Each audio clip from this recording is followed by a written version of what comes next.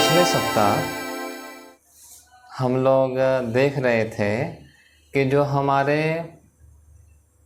इंद्रियां हैं, इंद्रियों के माध्यम से हम जो आहार लेते हैं, इंद्रियों के माध्यम से हमारे भीतर जो जो संस्कार बनते हैं, उसके कारण हमारे व्यवहार में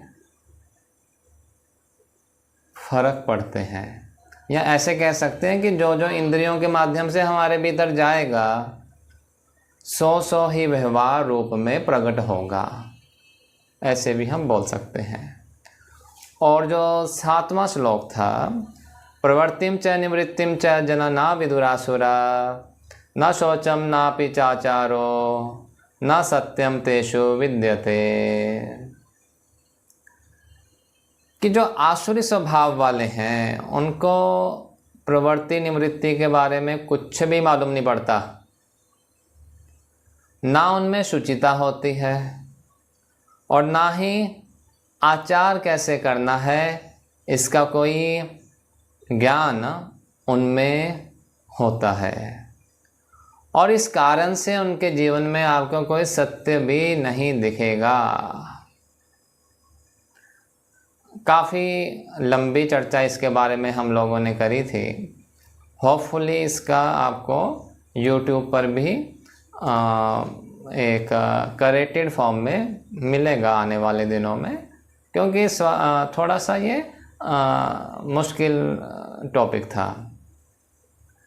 आज हम 8वें श्लोक में एंटर करते हैं, तो पहले श्लोक पढ़ते हैं, उसके बाद फिर देखते हैं कि किस ओर यह प्रसंग हमको लेकर के चलता है। सत्यम प्रतिष्ठम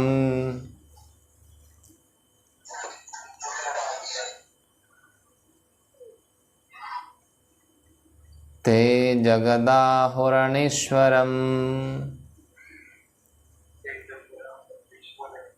असत्यम प्रतिष्ठम ते जगदाहुरणीश्वरम् अपरस्परभूतं किमन्य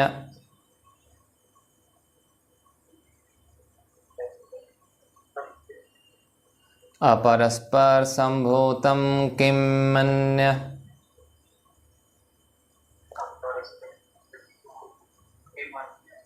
अन्यत् काम हेतुकम्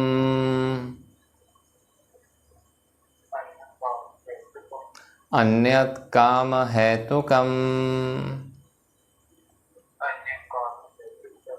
अब यहाँ पर ना इस श्लोक में काफ़ी यानी चीज़ें आपको मुझको साथ साथ में बतानी भी पड़ेंगी कि आपको क्या क्या लगता है, और फिर हम देखते जाएंगे कि क्या क्या ये श्लोक हमको कहना चाह रहा है, और एक अच्छे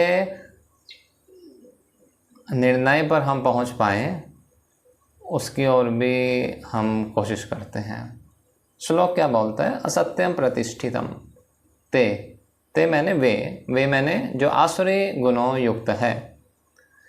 जो आसुरी स्वभाव वाले हैं उनका मानना है कि असत्य के ऊपर ही सब कुछ टिका हुआ है, यानी कि जो असत्य यानी सत्य अधिष्ठान रहित है यह पूरे का पूरा जगत।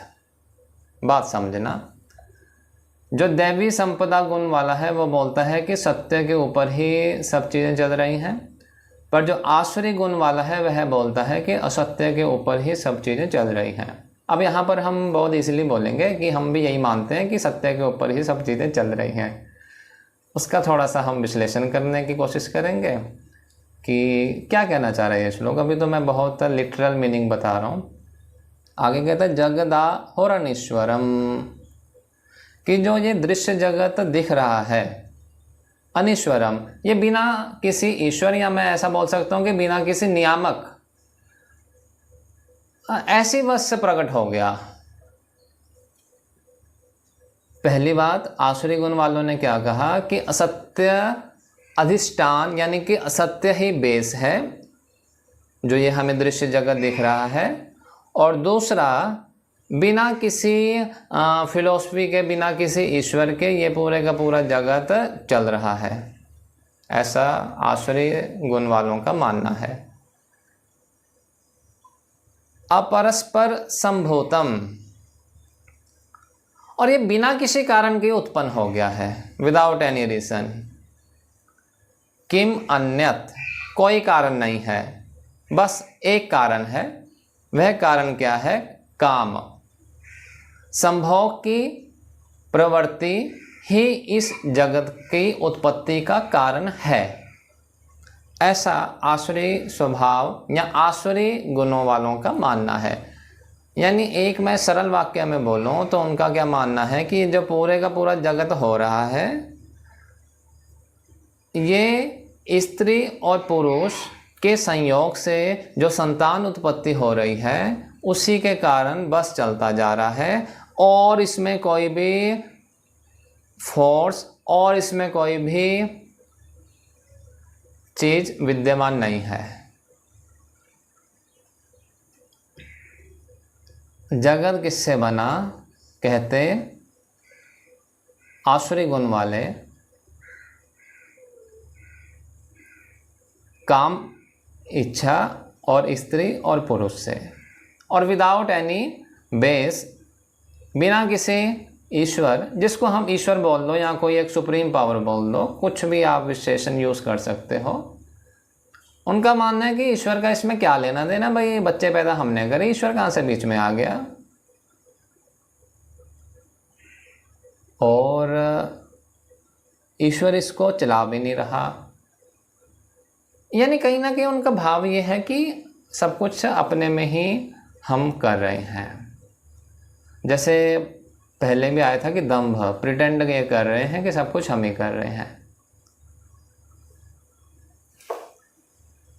थोड़ा सा हम इसमें और चीज़ों को भी लेके आते हैं। अच्छा ये बताइए,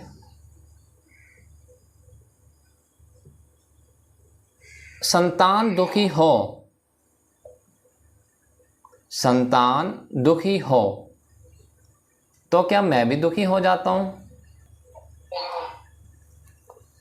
हाँ, तो यानी कहीं ना कहीं हमने ये मान लिया कि जो संतान है सो ही मैं हूँ। हम ये मान रहे हैं कि जो हमसे उत्पन्न हुए हैं उन्हीं के कारण मैं एग्जिस्ट कर रहा हूँ। ये जो मेरी शुद्ध मैं है, इसके अस्तित्व का कारण मेरी संतान है, ऐसा मैंने मान लिया। और ये अधिकतर लोगों के मन में होता है। अब इसमें एक कंडीशन डाल दी जाए, आप के घर में आग लग गई, आप सो रहे थे, सोते सोते जैसे आग लगी, आपका बच्चा भी साथ में पड़ा हुआ था, 12-13 साल का है बच्चा। आग लगी, जैसी आग लगेगी क्या करोगे? भागोगे? हाँ या ना बोलो? भागेंगे। तो जैसे ही मैं भागता हूँ तो सबसे पहले मेरी ये वेदना सताती है कि सबसे पहले मैं अपने शरीर को संभाल लूँ, उसके बाद संतान को भी संभालूंगा। पर यहाँ पर जो सबसे सर्वप्रथम चीज़ आ गई वो आ गई कि सबसे पहले मैं अपनी सुरक्षा तो करूँ, तब मैं दूसरों की सुरक्षा कर पाऊंगा। खुद ही जल गया फिर बाकियों को कैसे मैं बचाऊंगा? पहले क्या माना था कि जो संतान है, संतान ही मैं हुआ। अब क्या आ गया?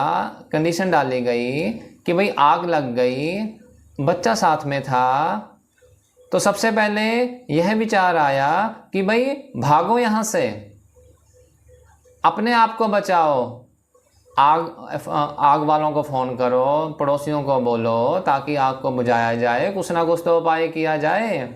पर सबसे पहले खुद भागे। यानी कि यहाँ पर हमने कहीं ना कहीं अपने शरीर को मैं मान लिया, जुट गया। अभी हमने शरीर को मैं मान लिया। अच्छा, सिर में बहुत दर्द है। आज तक अगर सिर में दर्द नहीं है तो सिर हमारे ऊपर है, हमको पता ही नहीं लगता। जैसे एकदम सिर में दर्द हुआ तो मालूम पड़ा कि सिर भी कुछ चीज़ है हमारे ऊपर लगी हुई। दांत टूट जाए, बार बार जीभ वहीं पर जाएगी, या दांत दुख रहा हो। इसी तरह यदि आँख की रोशनी चली जाए, यदि आँख की रोशनी चली जाए तो क्या होगा? आप रहेंगे या आप भी चले जाएंगे? उत्तर दीजिए। आप रहोगे। अभी तक आप कह रहे थे मैं शरीर हूँ, अब मैं इंद्रियों पे पहुँच गया, आँख चलेगी पर आप फिर भी रह रहे हो। यानी कि शरीर ख़त्म कर दो कि शरीर में मैंपना पहले बनाया हुआ था, अब मैंपना इंद्रियों में आ गया आपका। अब आपने स्पेक्स लगा रखे हैं, रोशनी कम है इसलिए लगा रखी है, या इसमें कुछ लग रहा है कि शुभम कम हो गया?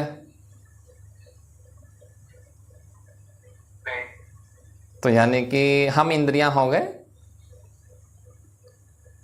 हमने ऐसा मान लिया। अब शुरू हुई थी बात किससे? जो हमसे उत्पन्न हुए हैं, जो हमसे पैदा हुए हैं, हमने पहले उनमें अपना मैंपना जोड़ा था, फिर आग लग गई घर में तो शरीर से हमने मैंपना जोड़ा। अब आँख चली गई, तो आँख चली गई तो हमने इंद्रियों से मैंपना जोड़ लिया कि इंद्रियां मैं हूँ। अच्छा, यहाँ तक कुछ प्रश्न हो? या ऐसा आप लोगों ने माना है कभी या नहीं माना? मैं ऐसी ये चीज़ डिस्कस कर रहा हूँ, मन में कभी तो ख्याल आया ही होगा कि शरीर में, यानी अपने आप को शरीर मान लिया होगा या अपने आप को इंद्रियां मान लिया होगा, या कभी नहीं आया?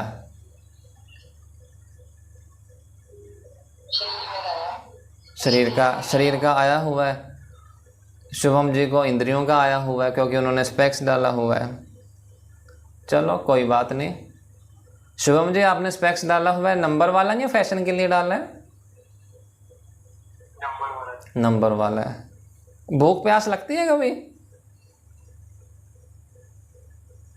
या कभी नहीं लग पाती भूख प्यास? लग जाती है। हाँ लग जाती है। कभी पानी ना मिले आप प्यासे हो, आनंद होता है या प्राण निकलते हैं? हाँ वैसे तो प्राण निकलना शुरू हो जाता है।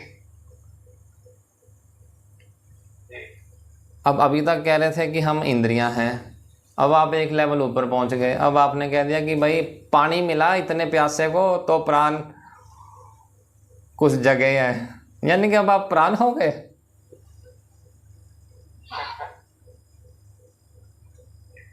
अब पहले तो ये तय करना पड़ेगा हमें। एक्चुअली ये ना हम आसुरी स्वभाव को थोड़ा सा डिटेलिंग कर रहे हैं उसकी।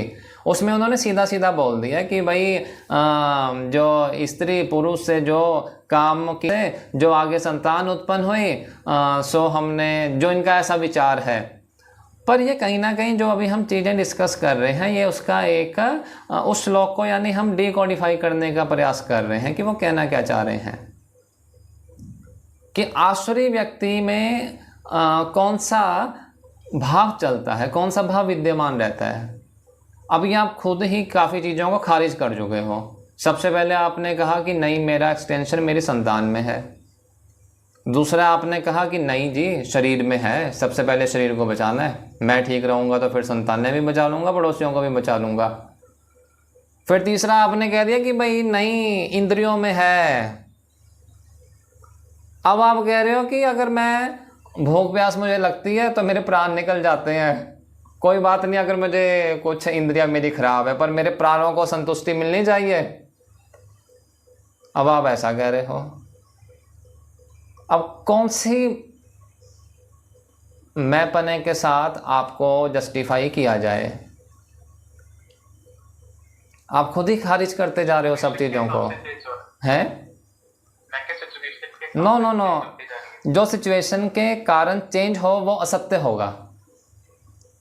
Anything which is changeable is false.